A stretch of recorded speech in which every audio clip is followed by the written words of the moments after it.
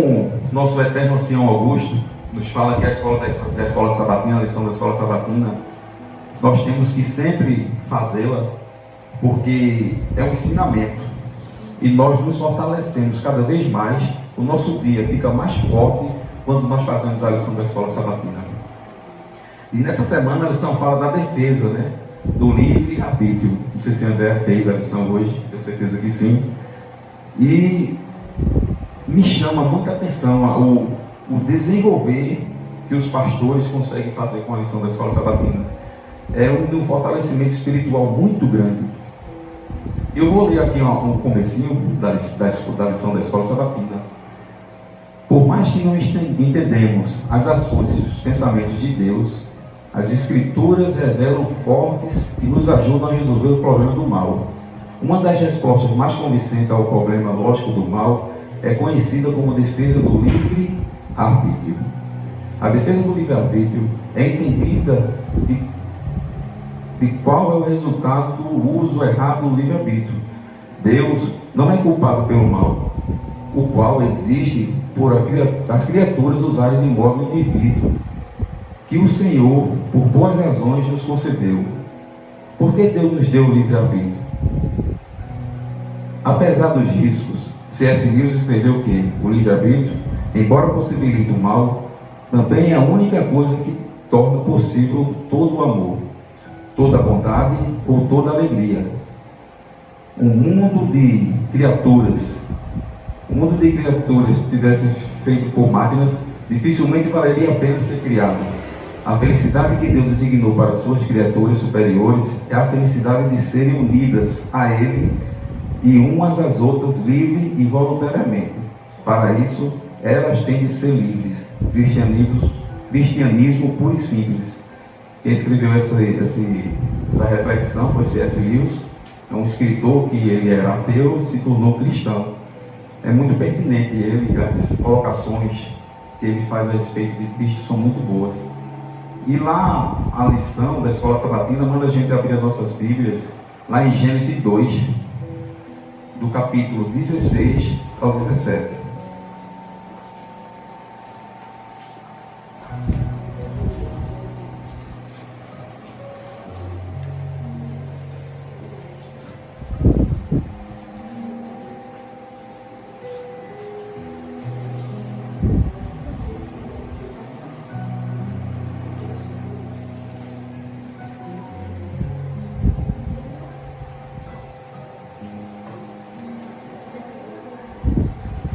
Amém? Vamos orar. Grandioso Deus, amado Pai, Tua palavra está aberta e te suplicamos a presença do Teu Divino Espírito Santo para que Ele nos venha nos auxiliar e nos dá entendimento necessário para repartir o pão da vida com Teus irmãos aqui na Tua casa. Amém. Desde já te pedimos, em nome de Jesus. Amém. Amém. A partir do versículo 16, livremente, o Senhor Deus ordenou ao homem: coma livremente de qualquer árvore do jardim, mas não coma da árvore do conhecimento do bem e do mal, porque no dia em que dela comeres, certamente morrerá. Meus irmãos, eu queria que vocês fechassem os olhos e imaginassem uma densa floresta e belíssima. Certamente era belíssimo o jardim do Éden. E Deus pediu só uma coisa a Adão, já frisou aqui, só a Adão, que ele não comesse de uma determinada árvore. Eu não quero adentrar aqui que Satanás usou a serpente para enganar Eva. Não quero salientar isso. Eu quero, dizer-lhes que de toda árvore de um jardim, de uma densa floresta, eles escolheram comer da única árvore que Deus pediu para que ele não comesse o fruto dela. E mesmo assim eles o fizeram. Primeiramente Eva, consequentemente ela ofereceu a Adão e eles comeram. A partir daí foi que começou o mal no mundo. A partir daí que começou o ódio brotar do sentimento dos corações das pessoas. E no capítulo 4, eles falam da morte de Abel por seu irmão Caim. Continuando a leitura da lição, porque o Senhor daria uma ordem, a menos que Adão e Eva tivessem o livre-arbítrio? Ele não ordenou, ele disse, não coma, se comer você vai morrer, vocês vão morrer. Para escolher a obediência ou não, eles comeram do fruto proibido, e desde então a terra está repleta do mal. E Gênesis 4 fala da morte de Abel pelo seu irmão. Só vocês, meus irmãos, vão folhear uma páginazinha da Bíblia e está lá, Gênesis 4.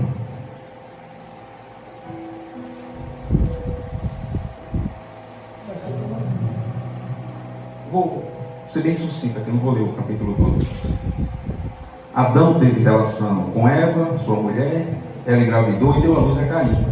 Disse ela, com o auxílio do Senhor tive meu filho homem. Voltou a dar à luz dessa vez a Abel, irmão de Caim. Abel tornou-se pastor de ovelha, Caim agricultor. Passado algum tempo, Caim trouxe o fruto da terra, uma oferta ao Senhor. Queria que os irmãos frisassem nessa palavrinha aí, um artigo indefinido. Abel, por sua vez, trouxe as partes gordas das primeiras crias do seu rebanho. Amém. Abel lhe deu o melhor, trouxe as partes gordas da primeira parte do seu rebanho. Artigo definido, né, professor André? Caim trouxe uma oferta, um artigo indefinido. Quer dizer que Caim, ele não trouxe o melhor da terra para Deus. Ele trouxe qualquer coisa para Deus. Deus não quer qualquer coisa, Deus quer o melhor. Já o seu irmão Abel trouxe o melhor que ele tinha do seu rebanho para oferecer em sacrifício a Deus. E Deus se agradou do que Abel ofereceu. Mas não aceitou Caim, né? Deixa eu ver aqui. O Senhor aceitou de bom grado Abel com a sua oferta, mas não aceitou a oferta de Caim. Por isso Caim se enfureceu e o seu rosto se transformou. E ainda Deus deu a oportunidade de Caim se arrepender. Vamos continuar a leitura a partir do versículo 6. O Senhor disse a Caim, por que você está furioso? Por que se transformou o seu rosto? Se você fizer o bem, não será aceito? Mas se não o fizer, saiba que o pecado o ameaça à porta. Deus avisou a ele, o pecado está na sua porta. Se ele desejar conquistá-lo, mas você deve dominá-lo. E infelizmente Caim não conseguiu dominar a sua ira, e foi o próprio Deus que falou com ele. Amém. Foi orientado pelo próprio Deus. Imagino que Deus falava, né, aos seus ouvidos. E para a gente hoje escutarmos a palavra de Deus, nós temos que ler a sua palavra. E naquele tempo Deus falava com eles. E mesmo assim, Caim não seguiu o conselho do nosso Senhor Deus. E infelizmente, ele matou seu irmão. Essas são as escolhas que nós temos na vida. Vamos trazer um pouquinho para o nosso tempo. As nossas vidas são cheias de escolhas boas e escolhas ruins. As escolhas ruins, eu trouxe logo aqui nos primeiros versículos que eu li para os irmãos.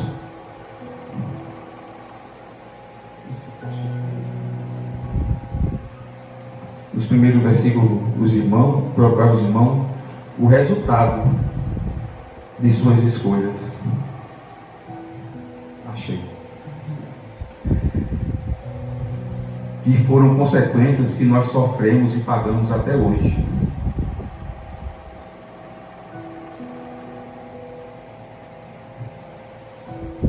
Esse livro aqui que eu estou lendo com a minha amada esposa, ela até já acabou e comecei, André, que em espírito e poder. Ela relata do pastor, ele foi escrito por um pastor romeno, Pavel Goia. Ele, no período da faculdade, ele passou por diversas provações. E ele foi muito tentado também. Não sei se o nosso pastor Paulo César já falou para vocês, que no período também que ele estava teologando, estava cursando a faculdade de teologia, ele passou por várias provações também. E Satanás tentou tentá-lo para ele usar o dinheiro de seu dízimo e suas ofertas para pagar a faculdade. Não sei se ele já falou para os seus irmãos. E ele decidiu ofertar a Deus e confiar no Senhor. E consequentemente, quando começou o período, apareceu um anjo lá e conseguiu, pagou a mensalidade dele que estava atrasada em sua rematrícula. E o pastor, esse pastor Romeu que está aqui nesse livro, ele passou também por diversas experiências. E ele estava com seus filhos e sua esposa também nesse curso. Estava junto com ele. E vocês poderiam perguntar, mas irmão Ricardo, eles também não trabalhavam, a esposa dele trabalhava. Quando ele estudava, a esposa trabalhava. Mas mesmo assim, o dinheiro que eles ganhavam não era o suficiente para suprir as suas necessidades. E frequentemente ele acompanhava uma faculdade que ofertava ajudas aos irmãos que estavam cursando lá o curso e não tinham as provisões necessárias.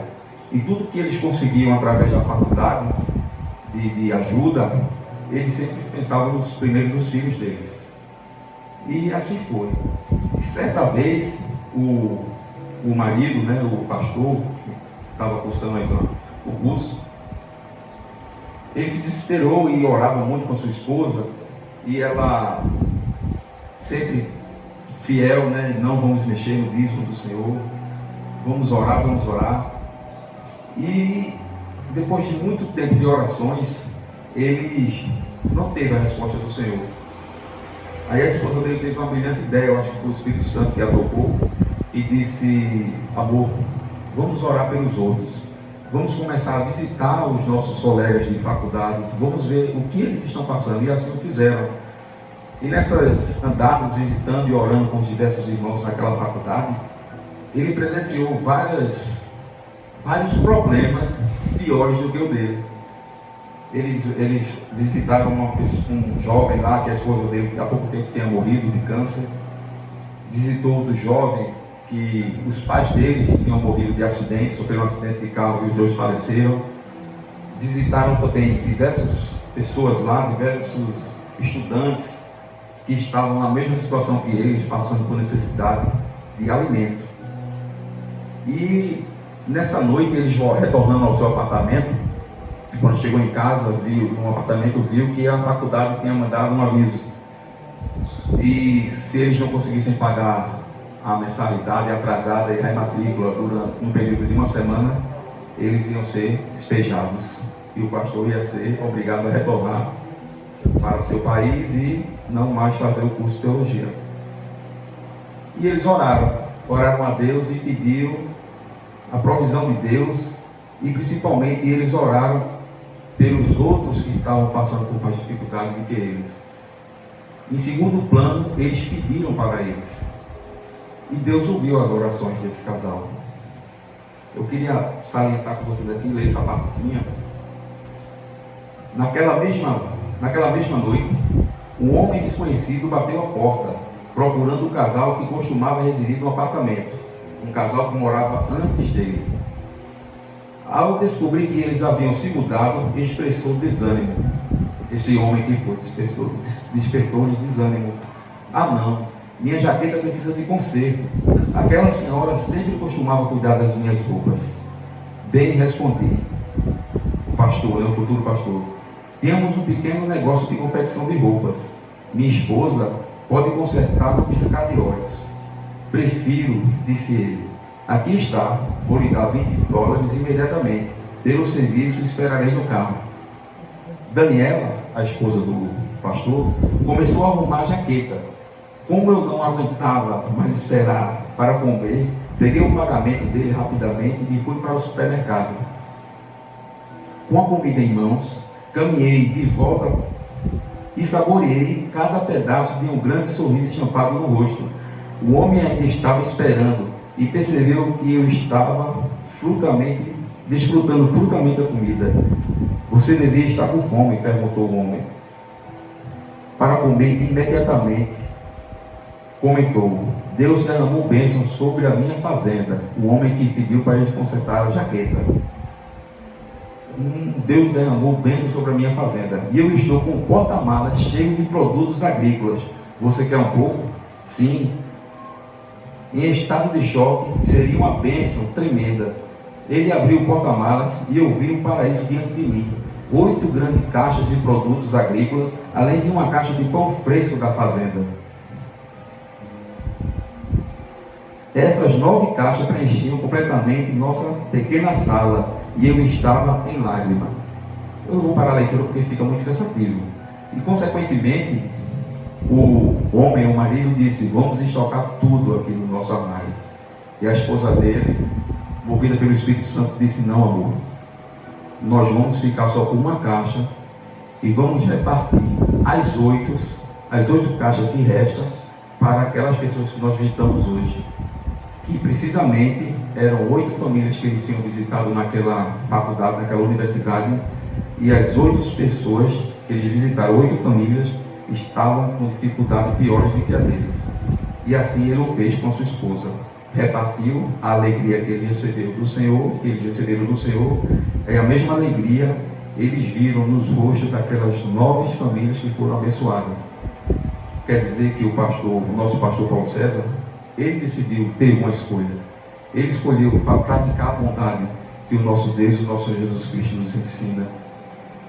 Esse pastor, Pavel, movido também pelo Espírito Santo através de sua esposa, optaram por fazer uma boa escolha e repartir a bênção recebida com outras famílias. E esses ensinamentos, esses testemunhos, servem para edificar cada vez mais os nossos pés nos caminhos do Senhor. Temos o livre arbítrio, temos o poder de escolha, mas temos que ter a sensibilidade de escolher sempre o caminho do bem, de sempre praticar o bem. Que bênçãos nós poderemos obter se praticarmos o bem, se escolhermos o caminho do bem, se escolhermos sermos obedientes. Aí vamos lá em Deuteronômio, capítulo 7.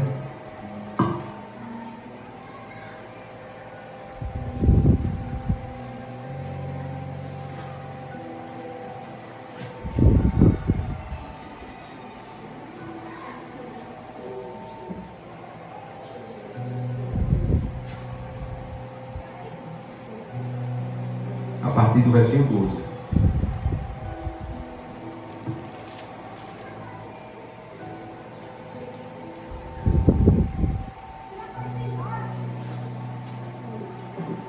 A palavra de Deus diz que temos que lê-la com os irmãos, né? Temos que sempre praticar a leitura da palavra do Senhor. A partir do versículo 12. Se vocês obedecerem a essas ordenanças, as guardarem e as cumprirem, então o Senhor, o seu Deus, manterá com vocês a aliança da bondade que prometeu sob juramento aos seus antepassados. Ele os amará, os abençoará e o fará com que vocês tenham se multipliquem.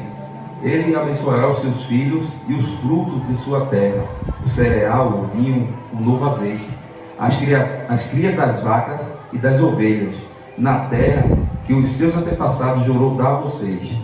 Vocês serão mais abençoados do que qualquer outro povo. Nenhum dos seus homens ou mulheres será estéril, nem mesmo os animais do seu rebanho. O Senhor os guardará de todas as doenças. Amém, meus irmãos? Veja as promessas belíssimas que Deus tem para nós. É só alegria. Veja a bonança que tem. Nenhum homem é estéril, nenhuma mulher é estéril. Até os seus animais vai ser próspero. Você vai ser próspero. Ele não ia perder nenhum bezerro, nenhuma ovelha. É bênçãos. Tudo que você plantar, você vai colher. É só alegria. Lá em João 14:1.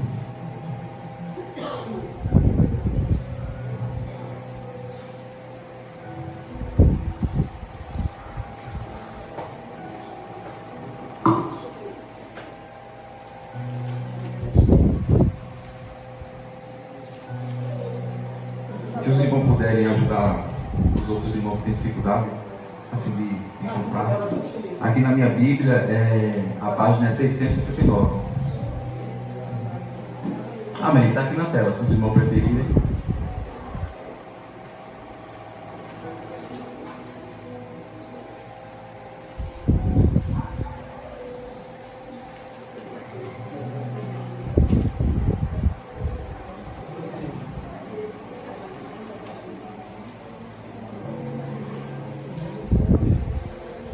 Do 1 ao 3. Mesmo com todas as dificuldades que temos na nossa vida, né?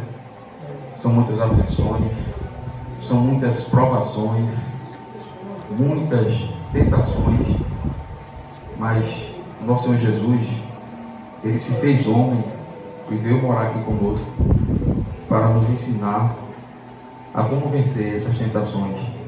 E Ele fez boas promessas para que nós nunca perdemos a esperança. Não se turbe o coração de vocês. Creiam em Deus, creiam também em mim. Na casa de meu pai há muitos aposentos. Se não fosse assim, eu não teria dito a vocês: vou preparar lugar para vocês. E quando eu for preparar o lugar, voltarei e os levarei para mim, para que vocês estejam onde eu estiver. Amém. Amém, meus irmãos. A promessa que Ele nos deu é que vai voltar. E em breve nós vamos vê-lo. E vamos morar com Ele. Se nós escolhermos o caminho certo. Por isso que Ele nos deu o livre-arbítrio. Lá no finalzinho da Bíblia, meus irmãos. Apocalipse 2.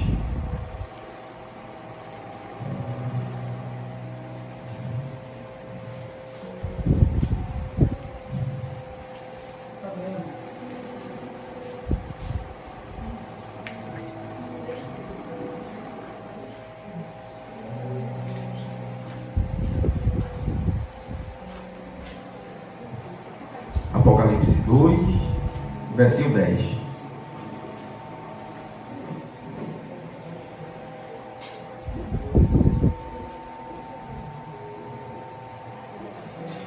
E o nosso Senhor nos alertou também pelas provações que nós teríamos.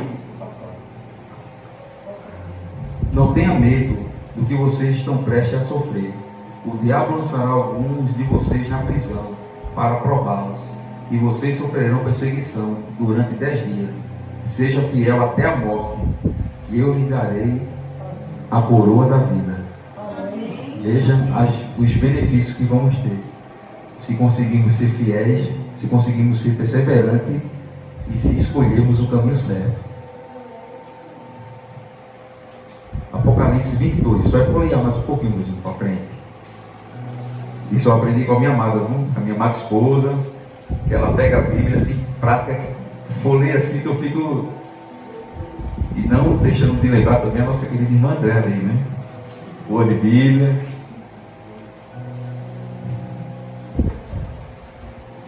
Apocalipse 22, 12.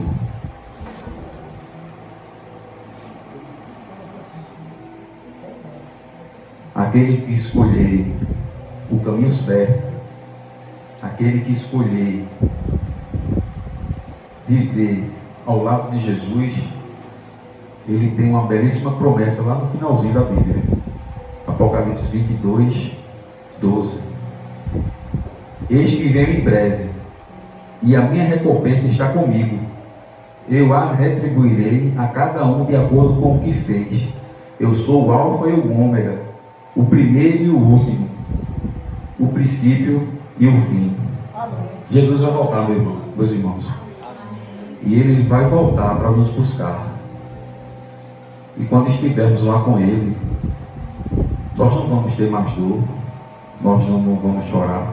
Imagine eu que vamos chorar de alegria em vermos os nossos entes queridos que foram salvos em Cristo. Eu tenho esperança que isso aí é um lado meu, que vou encontrar, vou ter de novo os meus cachorros, meu cachorro e minha cachorra. Tenho fé em Deus que eu vou encontrá-los. E essa esperança é que eu tento trilhar o caminho certo, tento fazer minhas escolhas certas, para que quando Ele vier, tenho esperança que Ele vai olhar no fundo dos meus olhos e vai dizer: vem, Ricardo, vem, Irmã Jerusa. Vem, irmã Andréa. Vem, Júnior. E para isso acontecer, nós temos que ser inteiramente fiel a Jesus, inteiramente fiel nos seus caminhos. Porque se assim nós o fizermos, eu tenho certeza absoluta, é o que a palavra do Senhor diz, que nós vamos encontrar Ele, nós vamos encontrá-lo, nós vamos abraçá-lo e nós vamos ver e viver que valeu a pena ser inteiramente fiel nos caminhos do Senhor. Que possamos sempre escolher o caminho certo. Nós temos livre-arbítrio, mas essas escolhas nós temos que direcioná-las sempre aos pés do nosso Senhor Jesus Cristo. Vamos cantar agora o hino 311, inteiramente fiel. Vamos ser inteiramente fiéis para que possamos ver o rosto do nosso Senhor Jesus Cristo em breve, hein? Não vou mais pensar no que passou ou deu errado. Aquilo que Deus começou irá crescer, pois nele seu cuidado e tanto me amor. Merece de mim a entrega do meu melhor. Sou inteiramente de Cristo Jesus. Fui feito para viver como filho do Rei. Sou inteiramente ligado a Jesus. Para sempre serei inteiramente fiel. Eu quero ser. Eu sei de um lugar, é lá no céu, que está além do que é comum. A vida que existe lá não vai ter fim por causa de Jesus, que tanto me amou. Merece de mim a entrega do meu melhor. Sou inteiramente de Cristo Jesus. Fui feito para viver como filho do Rei. Sou inteiramente ligado a Jesus. Para sempre serei inteiramente fiel. Cantem, meus irmãos. Inteiramente fiel, inteiramente fiel, eu quero ser.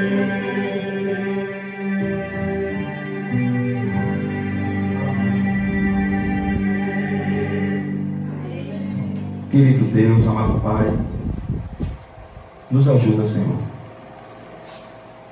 Nos ajuda a sermos inteiramente fiéis a Ti. Por isso te suplicamos o Teu Divino Espírito Santo para nos ajudar, para nos auxiliar e principalmente para nos auxiliar a sempre escolher o melhor caminho, que é os Teus caminhos. Por isso o Senhor se fez homem, meu Jesus, para nos ensinar como fazer. Por isso te agradecemos. Por isso te agradecemos pelos líderes da Tua igreja aqui na terra. Por isso que te agradecemos pelos líderes jovens da Tua igreja, Senhor. Que eles sejam inspiração para os outros jovens.